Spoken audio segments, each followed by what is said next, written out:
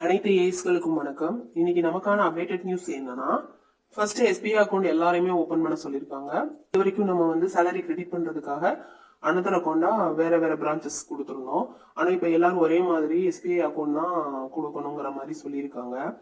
இதுக்கான ரீசன் என்னன்னா, நமக்கு சேலரி வந்து கிரெடிட் ஆகுறதுல கொஞ்சம் காலதாமதம் ஏற்படுது. அது குறைக்கப்படும் சொல்லியிருக்காங்க. ஸோ எல்லா ஏஎஸும் கம்பல்சரி எஸ்பிஐ அக்கௌண்ட் ஓபன் பண்ணிருங்க. ஆனா அந்த சேலரி அக்கௌண்ட்டை உடனே மாத்தணும்னா அது முடியாது. ஏன்னா நமக்கு 3 மந்த்ஸ் ஆகுது மினிமம் வந்து சேலரி விழுந்தாதான் நம்ம அக்கௌண்ட்ல அது வந்து சேலரி அக்கௌண்டா மாத்தி தருவாங்க. ஸோ அதை கெல்ட்ரானே பார்த்துப்பாங்க. அது ஒன்றும் பிரச்சனை இல்லை. ஃபர்ஸ்ட் கம்பல்சரி எல்லாரும் ஓப்பன் பண்ணிருங்க. ரெண்டாவது, நீங்க எஸ்பிஐ அக்கௌண்ட் ஓபன் பண்ணும்போது உங்களுக்கு 1000 ருபீஸ் வந்து அக்கௌண்ட்ல போட சொல்லுவாங்க. அது நம்ம அக்கௌண்ட்ல தான் இருக்கும். நீங்க நம்பி போட்டீங்கன்னா அது இருக்காது. ஏன்னா இன்சூரன்ஸ்ங்கிற பேர்ல அந்த 1000 ரூபாய் எடுத்துடுறாங்க. ஸோ மேக்ஸிமம் இன்சூரன்ஸ் வேணாங்கிற மாதிரி கம்பல்சரி சொல்லுங்க. ஆனா விட மாட்டாங்க.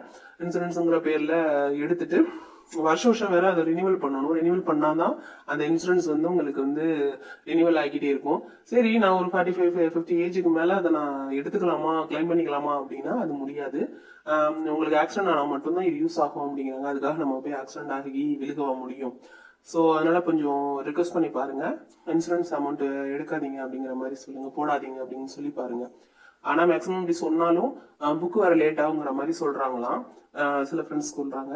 சரி, நெக்ஸ்ட் நமக்கான விஷயம் என்னன்னா, இன்கிரிமெண்ட் அக்டோபர் மந்த் இருக்கா இல்லையா அது தெரியல.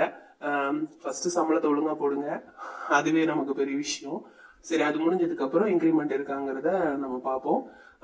நெக்ஸ்ட் இன்னொரு விஷயம் என்னன்னா, பல டிஸ்ட்ரிக்ட்ல வந்து private school, aided school, CBSE ஸ்கூலோட ஒர்க் எல்லாம் வந்து யூடிசி பிளஸ் ஒர்க்கை வந்து நம்ம ஏஎஸ் பாக்குறதா ஒரு தகவல் வந்திருக்கு. அதுக்காக அவங்க அமௌண்ட் வாங்குறாங்களா இல்லையாங்கிறது தெரியல. நமக்கு எப்படி ஹப் ஸ்கூல் வந்து பிரிச்சு கொடுத்துருக்காங்களோ அதே மாதிரி மெட்ரிக், சிபிஎஸ்சி, எய்டட் ஸ்கூலை வந்து பிரிச்சு கொடுத்துருக்கிறதா ஒரு தகவல் வந்திருக்கு. ஆனா அதை அவங்களே ஒத்துக்கிட்டு இருக்காங்க. ஆனா இது கெல்ட்ரனுக்கு தெரிஞ்சு நடக்குதா தெரியாம நடக்குதான்னு தெரியல. ஆனா இது ஒரு நல்ல விஷயமா தான் நான் பாக்குறேன். நீங்க எப்படி பாக்குறீங்கன்னு பாருங்க.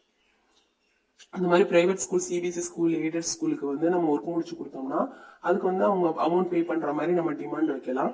நம்ம அந்த மாதிரி பண்ணும்போது நமக்கு சேலரி வந்து கொஞ்சம் எக்ஸ்ட்ரா கிடைக்கிறதுக்கான வாய்ப்புகள் அதிகமா இருக்கும். நம்ம கொஞ்சம் யூஸ்ஃபுல்லாகவும் இருக்கும். ஏன்னா நம்ம இப்ப வாங்குறது ரொம்ப கம்மியான சேலரி, பெட்ரோலுக்கே பத்த மாட்டேங்குது. அது உண்மைதான்.